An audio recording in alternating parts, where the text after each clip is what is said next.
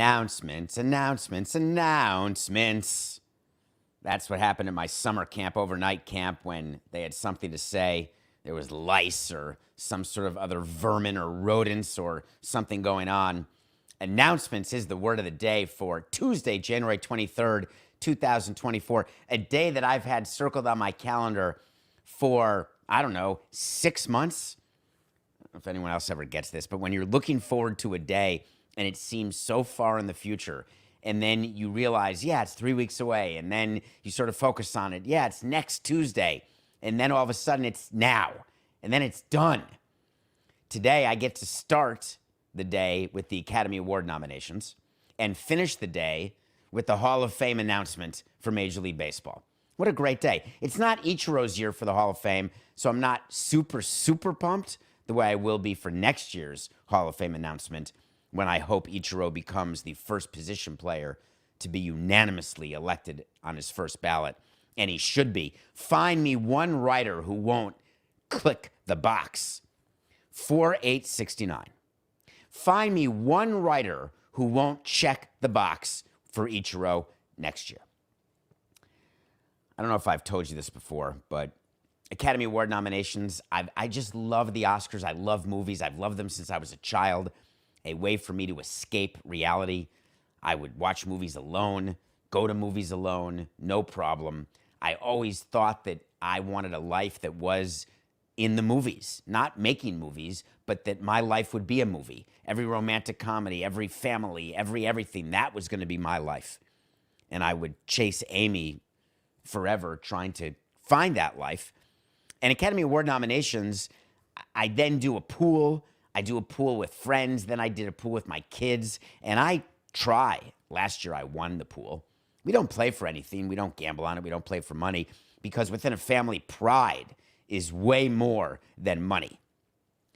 And when I was in baseball, this was always the time of year for the January owners meeting. 4 owners meetings per year, quarterly owners meetings. There's always one in January. And it's not the one right after the World Series. That's the November one where you applaud for the Texas Rangers, and then they accept your applause, and you're really MFing them behind their back because they won and you didn't. January is where you get updates on the finances of baseball. It's right before spring. It's the last meeting before the next season's spring training. There's still some unsigned free agents, so the commissioner always yells at you, don't sign for that amount of money, don't do this, don't do that. What I would do, normally when Bud Selig was commissioner, the January owners meetings took place in Arizona. There was an owner named Bob Castellini, who owned the Cincinnati Reds, who owns a hotel in the Phoenix area. And it's a hotel where rooms are sort of in the mountains. It's right near Camelback. The Sanctuary. Thank you, Coca. How would you know where I was in January? So we'd go to the Sanctuary, and Arizona at this time of year is 3 hours behind. And so I would wake up and I would watch the live Oscar nominations at 5:30 a.m. Sometimes, some of the years, not many, but some of the years, the owners' meetings were in the Eastern time zone, and owners' meetings have the same schedule always. On the day of the meeting, it's 8 a.m. breakfast, and then the 8:30 general meeting. Or if it's the day of committee meetings, it's 8 a.m. breakfast, and you have your first committee meetings at 8:30. But for me, the Academy Award nominations were always announced at 8:30. So anytime I was in either a general meeting or a committee meeting, I would go back to my room pretending that I had to use the bathroom, because you couldn't have multiple screens the way I have now, where I've got my iPad ready to go on Good Morning America, waiting for the live announcements here in 26 minutes or 27 minutes. So I'd have to go back to the room, and I'd have the hotel TV on. And a little nugget for all of you, I never use hotel TVs at all. But in this instance, there would be no other way to get it, so I'd have it ready to go. And my owner, Jeffrey Lurie, had never picked up on the fact. And Rob Manfred and Bob Dupay and Bud Selig and all the people in baseball, they never, why would they focus on it? Because you can just disappear and people assume, you've got some Gaviscon requirements. So I would go back to my room and watch the announcements. Hall of Fame was always a big deal when you had a franchise where a player of your franchise had a chance. all the way up until 2010 when Andre Dawson finally got elected into the Hall of Fame. We would be ready for Andre because I worked with him from '02 when I got to Florida. He was an existing special assistant, kept him on, and started this amazing lifelong relationship with Andre Dawson. And we would get ready each year. We would help him with PR, we'd help him with statements because we thought he was always going to get in. Finally, in 2010, he got in, and I remember that announcement and that phone call. A little nugget here: the players get the call early, the teams get the call early, but you're embargoed. And so all you can do is prepare everything, which you do. But the moment up to when you get the call, because it doesn't happen live. So what you'll see tonight, and I probably shouldn't. Is this too much, Coke? I don't mean to do it. But when the players are interviewed live on MLB Network at 6 o'clock when the announcement's read, they're not hearing it for the first time. Just a little fact. It has to be that way because you got to check the connections. You have to make sure they're available for the interviews. And so there is a pre-phone call which gets you ready to go. In 2010, we rented a house in Cooperstown in July, and 10 of us went to watch Andre Dawson get inducted. I've told you from the beginning of Nothing Personal that I will be in Cooperstown in July to watch Ichiro get put into the Hall of Fame, July of 25. Coco, we are going to do shows from Cooperstown. We are going to be there with Ichiro. Can't guarantee we'll get an interview. He does not like giving interviews. As much as he and I love each other. I've asked him to be on Nothing Personal so many times, and he just won't do it. It doesn't take away my feelings for him. So let's talk about a little bit the Hall of Fame announcement. I'm going to wait on Oscars because we're going to be live here shortly with some Oscar nominations. And what we don't get to today, we'll go through some snubs and surprises tomorrow because my list is ready of every single category, and I have more than 5 in each category, so I can outline who got snubbed, who didn't in the major categories. Hall of Fame, we are ready at 6 p.m. It used to be a much bigger mystery. And then for whatever reason in this age of information, people thought, you know what, let's start a ballot tracker. So these 3 guys started tracking ballots, whatever ballots were made public, and then they would assign a math equation to it and say, if you're at this percentage with this number of ballots made public, then you can expect this percentage, and you're either over 75 or you're not. Right now, we know for sure that Adrian Beltre is in the Hall of Fame. We don't need to wait till 2 o'clock. We don't need to wait till 6 o'clock. He's on the number of public ballots he's on. There is no scenario where he falls below 75%. He's at 99.8%. 2 guys left him off the ballot, and I'm thankful. Adrian Beltre should not be the first position player unanimously selected as a position player in the first year of balloting. Definitely a Hall of Famer. But to me, when I think first ballot, forget unanimous, just first ballot. I understand that once you're in, you're in. And that 20 years later, no one remembers what ballot. But today, when the ballots come out, and every year when they come out, to be associated as a first ballot Hall of Famer, that means you are the best of the best.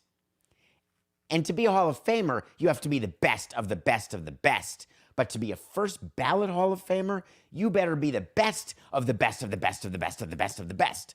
Adrian Beltre, Hall of Famer, but certainly not in that category. And then we're going to have Joe Mauer. Joe Mauer, the catcher for the Twins, got that huge contract from the low-revenue Twins. The Posts were not going to get contracted, please. Carl Pohlad-led Twins. Injuries got him behind the plate. He ended up being a DH first baseman. First ballot Hall of Famer, outstanding player. No doubt about it.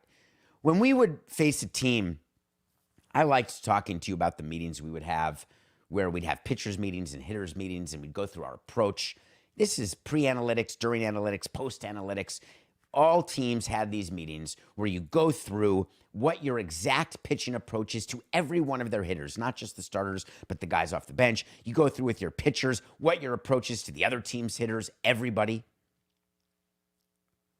We would have this guy will not beat us category. A this guy will not beat us category is when we'd sit in the meeting and say to the pitchers, I don't care if the bases are loaded. I don't care if there's a man on third with one out. I don't care what the situation is. Do not let Barry Bonds beat you. If you go back over the game logs of the thousands of games that I was president of a team for, it is thousands, I think. 18 times 160. Yeah, it's close to thousands.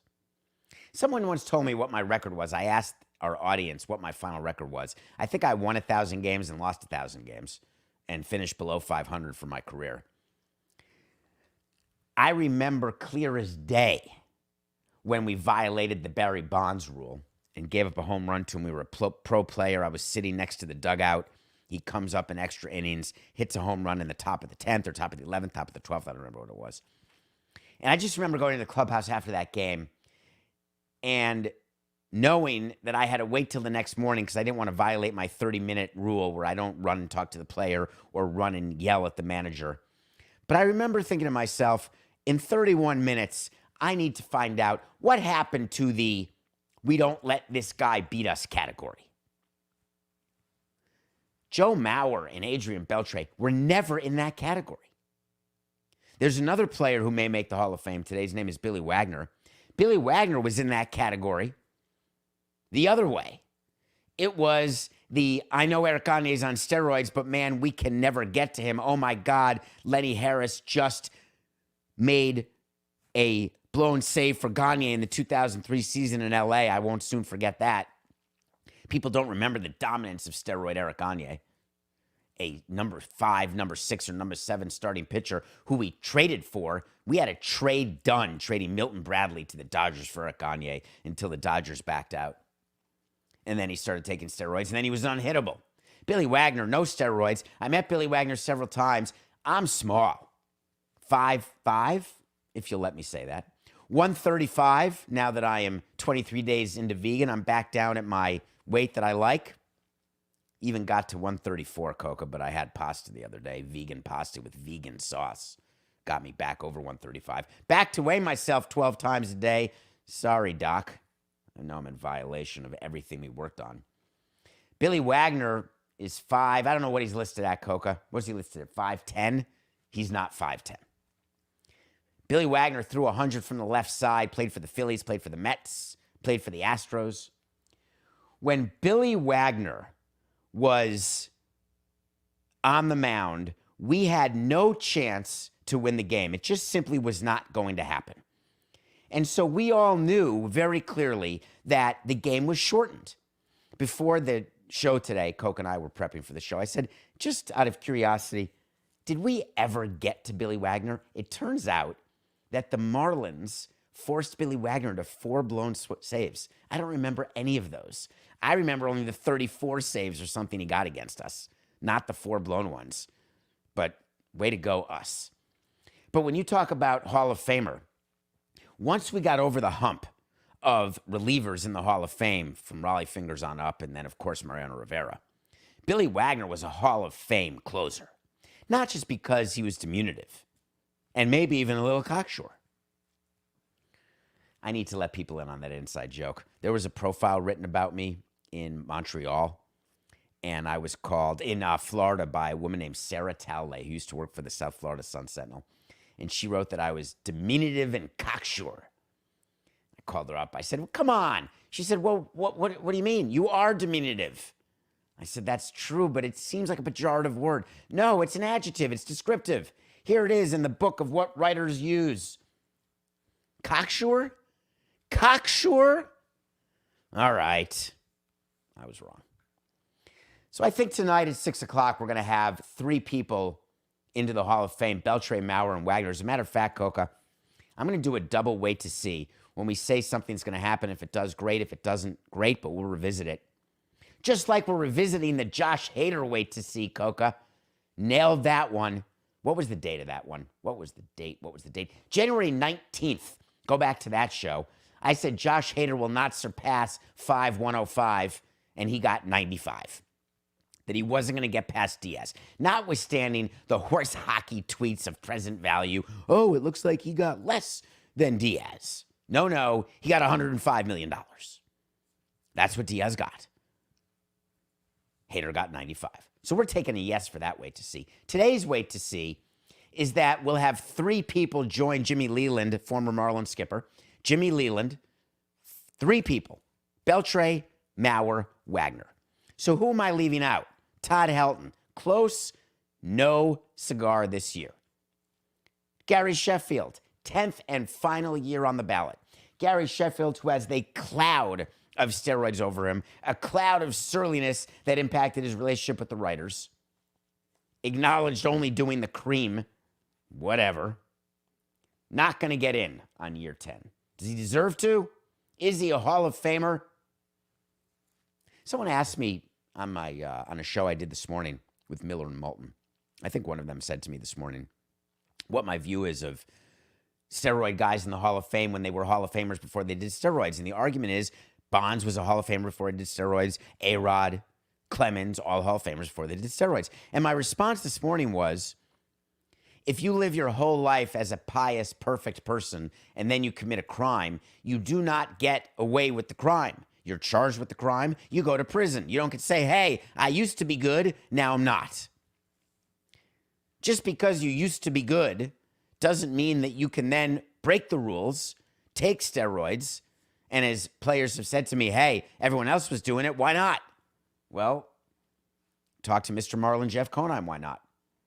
Jeff Conine gave up tens of millions of dollars in earnings, tens of millions of dollars of earnings by not doing steroids. He could have gone the Brady Anderson route, 18 home runs, 16 home runs, 14 home runs. Hey, I'm a free agent. Let me do steroids, 50 home runs. Let me sign a huge contract. Then let me not take steroids. 18 home runs, 16 home runs, 14 home runs. Huh.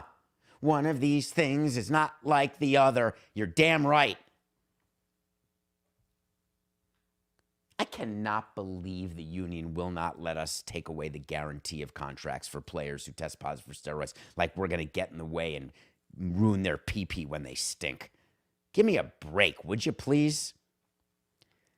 I do not believe steroid people should have plaques in the Hall of Fame. I do believe that Roger Clemens, Pete Rose. Speaking of Pete Rose, well, we're going to speak about Pete Rose in a minute, but Clemens, A-Rod, Bonds, I think there should be exhibits in Cooperstown because they're a part of baseball history.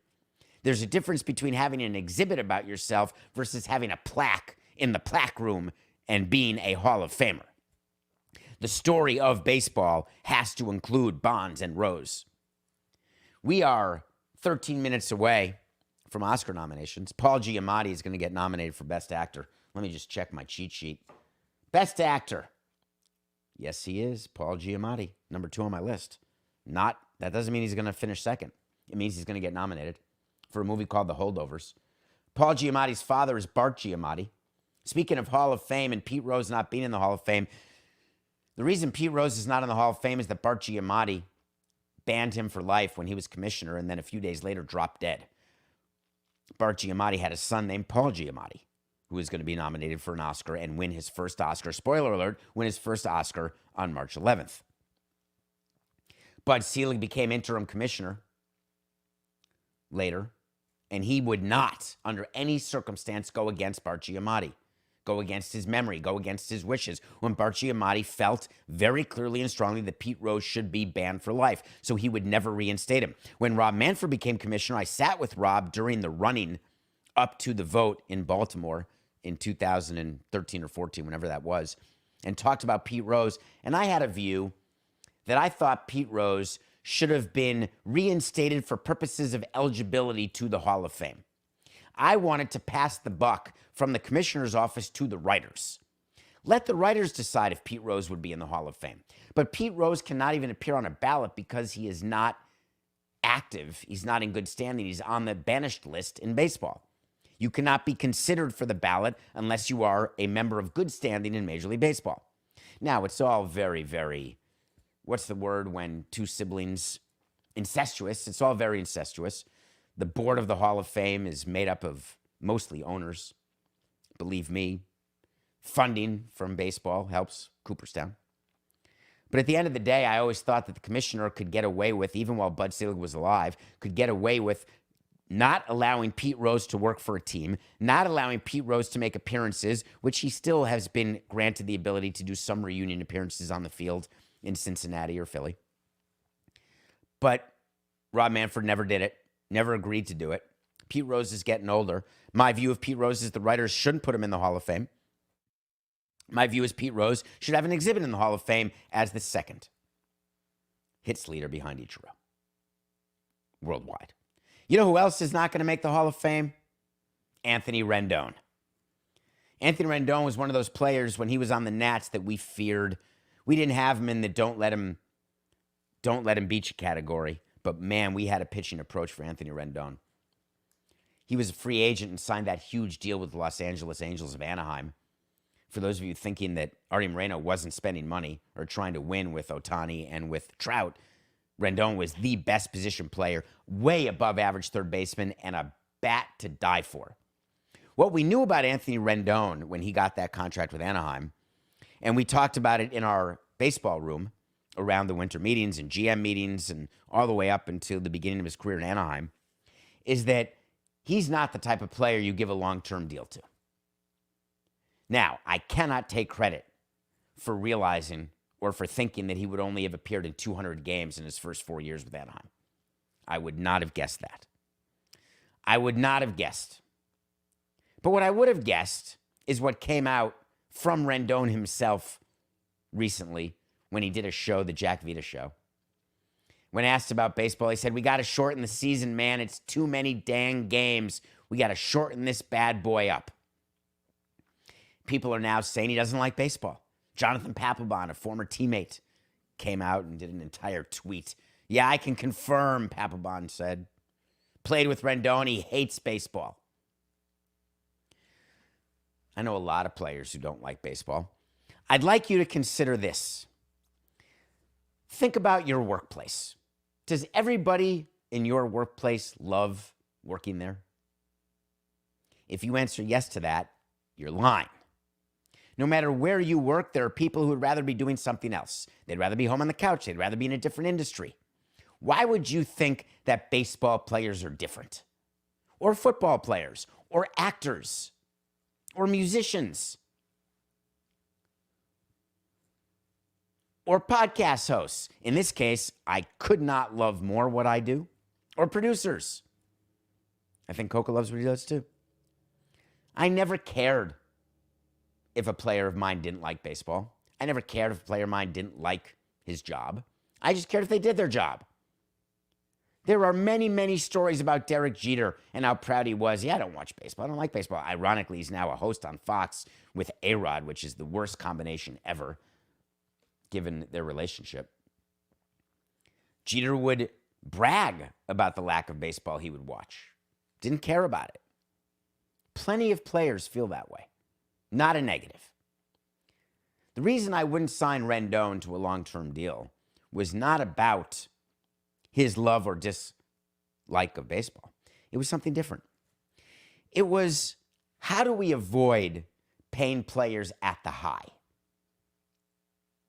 And we have heard a bunch of GMs talk about this, a bunch of team presidents. I've been guilty of overpaying players. God knows, did we overpay a lot of players. From Salty to my main man, John Buck, who I love. You know we overpaid you.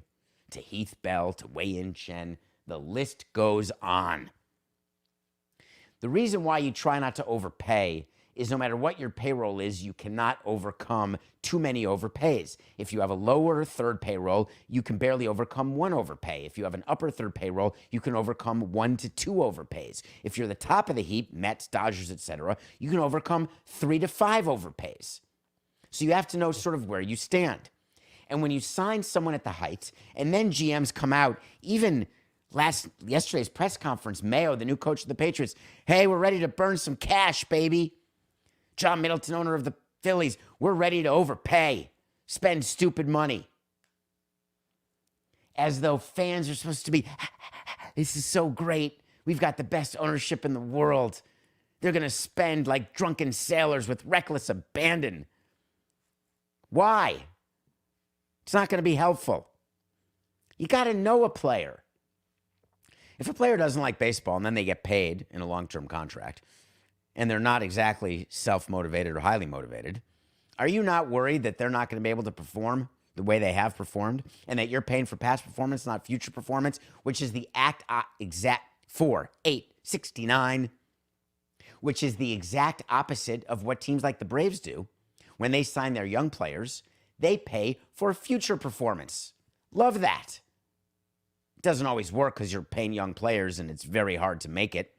Or you could be Wander Franco'd and not perform, or you could be Chris Singleton, not perform. I'm certainly not comparing Singleton to Franco, by the way. I'm saying that when you sign young players, you're paying for future performance, which is a good step, but still there's such risks, which is why I get to bring it all back to my favorite concept, make everyone a free agent and make sure they can only sign one-year deals. I'm happy to pay any first-year player $45 million. Love it. I'm in. But you better play well if you want your second 45. All right. Did I do the wait to see? Beltre, Mauer, Wagner will be announced as elected into the Hall of Fame. My second part of that wait to see, just to make sure we have it confirmed and booked, Matthew, is that Ichiro next year will be the first position player to ever be unanimously selected in his first year of eligibility. Wait to see. When we come back, we're going to review a movie, the new movie directed by George Clooney. We are minutes away from the first set of Oscar nominations, live announcement. And then we're going to talk about a deal that John Skipper and I have talked about on the Sporting Class with Pablo Torre. And John Skipper had some definite thoughts on Netflix. And it's possible that our friend John Skipper may be surprised by what Netflix announced this morning. We'll be right back.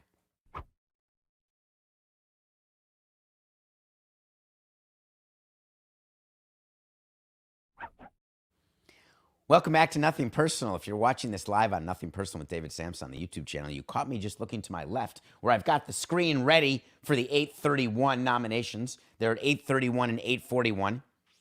So after the show, which ends at 8:45, I'll be done in time to get Coke out of my ear and see Best Picture nominees. Thank you for voting for us for Best Sports Business Podcast and Best Baseball Podcast. Voting is still open for 5 more days. Go to sportspodcastgroup.com and vote for Nothing Personal. All of the people who are nominated today for an Oscar, they are going to be interviewed. They'll go on the talk shows. They'll be on Twitter. They'll be so thankful, so appreciative. On Oscar night, March 11th, and I have a big announcement about Oscar night, but we're not ready to make it yet, but we got a big announcement coming, Matt. Mr. Coca. There'll be cameras on them, and they'll applaud, and they'll cheer. But guess what? They won't be happy for the winner.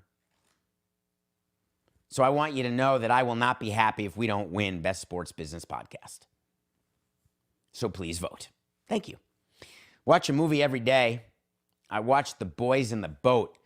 You know from my New Year's resolutions that I'm not a voracious reader. I had a personal relationship, went out on a few dates with someone named Spark and Cliff, last name Notes. I just didn't have the attention. If I were a child today, I would be on ADD medicine guaranteed. As I look back at my childhood, I could not sit still. I would get kicked out of class all the time. I didn't go to class all through college and law school. I'm sorry. Sorry, Professor Rudenstein. So I never read many books, start to finish. I did read The Boys in the Boat. I can't explain why. It's almost insane. Boys in the Boat is about a rowing team, crew. You know the guys with the... Here's a funny one. Jorge Cantu is a player of ours, part of the greatest hitting infield of all time, actually. Believe it or not, he, Ugla, Mike Jacobs, and Hanley and George Cantu have a record, at least they did, for the most home runs by any 4 infielders, each having 25 or more. I think that's a record. I don't know if it's been broken now. Maybe it has. And he would always call me, "What's up, jockey?" Because I was always small. And I would say, "I'm not a jockey. I'm a coxswain." It's really coxswain. Those are the guys on the crew boat, the small guys in front yelling, "Row, row, pull, faster, slower, in sync. Hey, number 4, you suck." Boys in the Boat is about a team from the University of Washington, coached by Joel Edgerton, that's the actor, who makes it all the way to the Olympics in Berlin in 1936. Spoiler alert, they had a hell of a run. The book is far more detailed about the significance of Americans winning a medal in that sport and that's the Hitler Olympics. The movie is not as good as the book. It wasn't terrible, but it was not nearly as good as the book. Now, I know everyone always says that, but I always like movies better than the book. But in this case, I like the book better than the movie. And you're going to say, David, but you never read the book. You only watch the movie. So what's your frame of reference? And I'll say, you got me. I think you can skip this. It's not going to be nominated for anything. It's not in any way Oscar worthy. The story, however, is incredible. 1936 Berlin Olympics, the University of Washington crew team and what they went through to get there, and then what they did in Berlin. So an announcement came out today, and we are now minutes away from the first nominations. Like now. We're about to go live. It's happening now. They always make people wake up really early. I don't know who's announcing today, but I know that it's only 5:30. And I know people who wake up. I think last we had like 10% of our people are waking up and engaging with us really, really early, and we appreciate that because we're live at 8 a.m. Eastern. And so the announcements are made at 5:30 a.m. And of course, you've got to do makeup, you've got to get dressed, you've got to do rehearsals, you've got a room full of reporters, a room full of VIPs. It's 5:30 in the morning when they're doing this. I love that. I want to talk about what was announced by Netflix. Big day for Netflix. It would be, everyone wants Oscars. When Apple TV won Best Picture, was it last year with Coda? Or the year before, I can't remember which year. It really matters. You may think that winning a Best Picture does not matter, but it means money. Oppenheimer is obviously the favorite to win Best Picture this year. Netflix, we've been talking to you about them getting into live events, live sporting events, dipping their toe in the water. John Skipper did a show with me. Together, we did a show. I did a show with him, where John wasn't so sure that Netflix and live events, that's actually what they were doing. Are they a serious bidder for live events? Well, there's about a 6.9% chance that John is listening to this or will ever hear this. John, we got it wrong. Netflix is very much in the live event business. Guess what they announced this morning? They're taking over WWE, Monday Night Raw. You want to watch Monday Night Raw? It's going to be live on Netflix every week, every Monday night. I don't think you appreciate the significance of this deal. WWE is that new, remember they merged that whole TKO, the whole situation going on with Vince McMahon and his daughter. It's stuff that we've covered on previous episodes. I know you remember. They've got a bunch of rights deals. Now, WWE is a scripted show, as you know. It's not a true live sport event. Hey, it's Dennis Quaid's son doing the announcement. They have SmackDown. They have Raw. They have NXT. They have premium events like the Royal Rumble. And what they do is they farm out these different events. They farm it out to different networks. And they add it all up and they have a broadcast package. That broadcast package is exactly what the NBA does, or the NFL, or Major League Baseball. There is no difference. Anytime you have another bidder for one of your packages, guess what? As we see supporting role about to come out now, guess what? You want as many bidders as possible because it drives the price up. WWE is now getting Sterling Brown nominated. Yes! From This Is Us, for American Fiction. Of course, you have what you would imagine with De Niro and Downey, Ryan Gosling from Barbie, and then the fifth one, this could be the surprise. No, Mark Ruffalo. So let me just do supporting actor, then I won't do another one. I'm sorry. I had my first five as De Niro, Brown, Ruffalo, Gosling, and Downey. That's it. Dominique Sess of The Holdovers, William Dafoe, Charles Melton of May December. Shut down. Shut out. That's too bad. So WWE says, you know what? Let me see if Netflix will bid for something. We were making $260 million. What do you give? They offered $400 million. $400 million per year on a long-term deal for the Monday Night Raw. You want to watch it, and a lot of you do, you got to go to Netflix. Why is Netflix in this business? They're in the storytelling business. What greater story is WWE? That's what they do. It's a story. It's a script. So instead of Raw being on USA Network, they move over to Netflix, which enables Netflix to do documentaries around the WWE, enables them to do other sort of live events, live programming, live storytelling. And it's brilliant. But to say that Netflix is no longer involved or not a real bidder for NBA or MLB or NFL, you're just wrong. They are in the live event business because it's driving sales. People will get Netflix. And then you could watch all the Adam Sandler or Kevin Hart movies, most of which are terrible now, unfortunately. But you're going to pay the monthly fee. The COO and president of WWE's parent company, TKO, is a guy named Mark Shapiro. Not the guy from Toronto. Said this deal is transformative. It marries the can't-miss WWE product with Netflix's extraordinary global reach and locks in, wait for it, the most important thing, significant and predictable economics for many years. That's the dream. When you've got something to sell, when you're trying to get a valuation for your shareholders, you want predictable, sustained revenue. You worried that Netflix is not going to come through? Think they're going to do a Diamond or a Bally's? Not so fast. I'm quite excited about the deal. Netflix has a chief content officer because that's what they're in the business of doing, is getting content. WWE is content. We're excited to have WWE Raw and its huge and passionate multi-generational fan base on Netflix. Why would Netflix, a movie studio, be interested in multi-generational, all demographics, all those who love WWE? I'm trying to think what would be the benefit to having all those people see the rest of your content. I can't quite think of it, but maybe it'll come to me.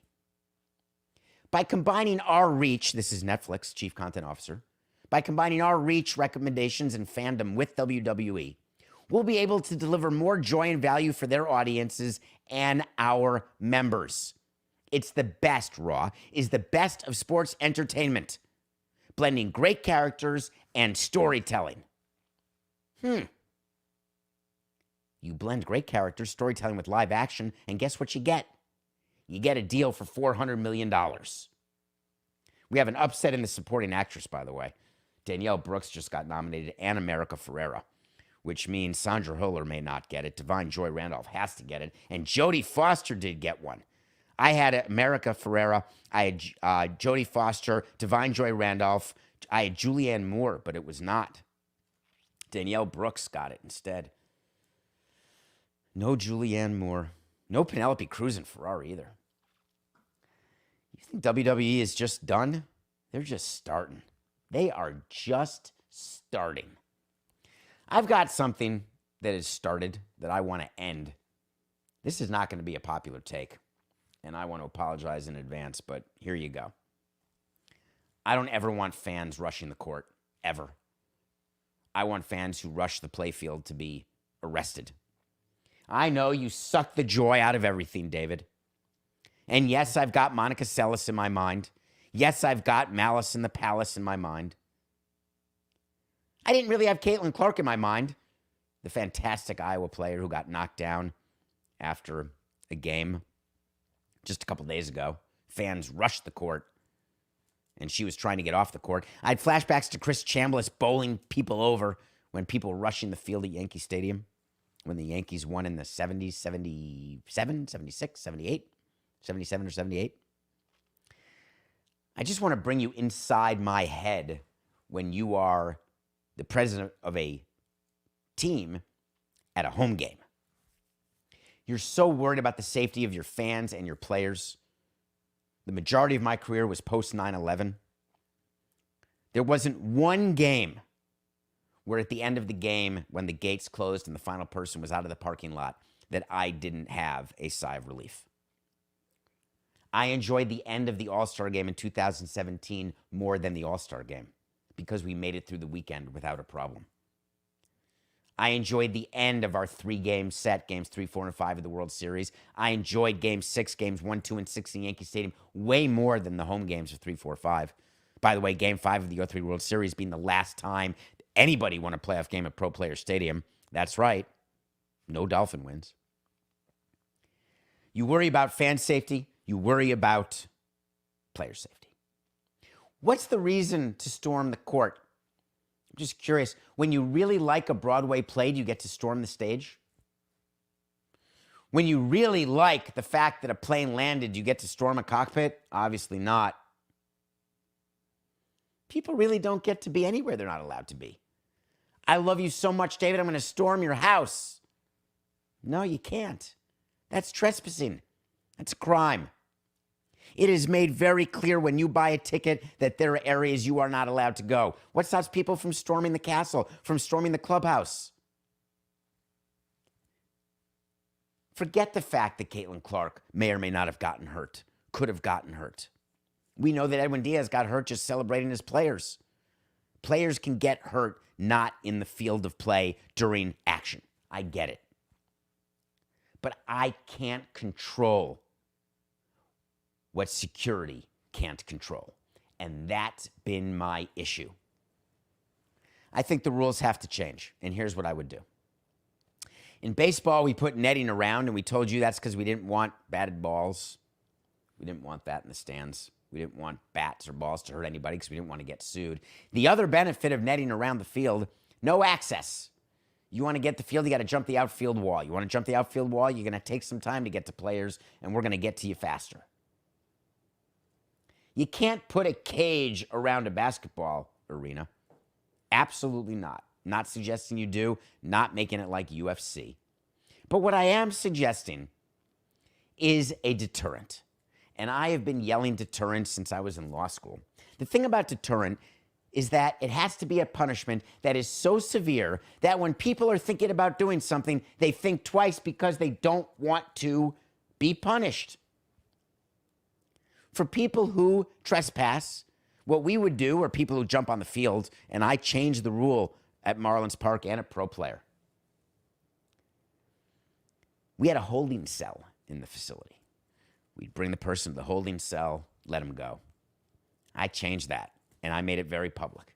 That what we were going to do is that we were going to charge, make sure charges were pressed against anyone who went onto our field. It pretty much stopped it. No matter how drunk you are, you realize if you're not going to get away with it, there's going to be a consequence to your action. You're not going to do it. I cannot have a player getting hurt, or a fan for that matter. My feelings are hurt after losing my son's pick over the Bulls. I'm down to 13-11, which is not ideal. We had the Suns giving 5.5 to the Bulls. Did you see Kevin Durant's winning shot by chance? Double clutching. Let me just say this. The Phoenix Suns are fine. They're not elite. Being able to cover 5.5 against the Bulls should have happened. 4 Daughters nominated for Best Documentary, as it should. Make sure you go see it. I reviewed it here on Nothing Personal. I have not reviewed 20 Days in Mariupol, but I've seen it, and there's still 3 I have to see now. Let me give you my pick for tonight, actually. Taking the Pelicans -6 over the Jazz. Have you been paying attention to the Pelicans? To Zion? No, he's not overtaking John Morant in my mind. No, none of them are overtaking RJ Barrett in my mind. The Pelicans need to play well into April and May and even June for me to even think twice. But they are playing well. The Utah Jazz had that big streak. We won a pick of the day against the Jazz. We're going to win this one too. Pelicans 6 over the Jazz. We will have our breakdown of the conference championships at the end of this week with our picks. We will have a full rundown of any snubs or surprises tomorrow. I promise you that for Oscar nominations. In the meantime, turn on ABC or go to Oscars.com. Catch the last few minutes of announcements. And until tomorrow at 8 a.m., it's just business. This is Nothing Personal.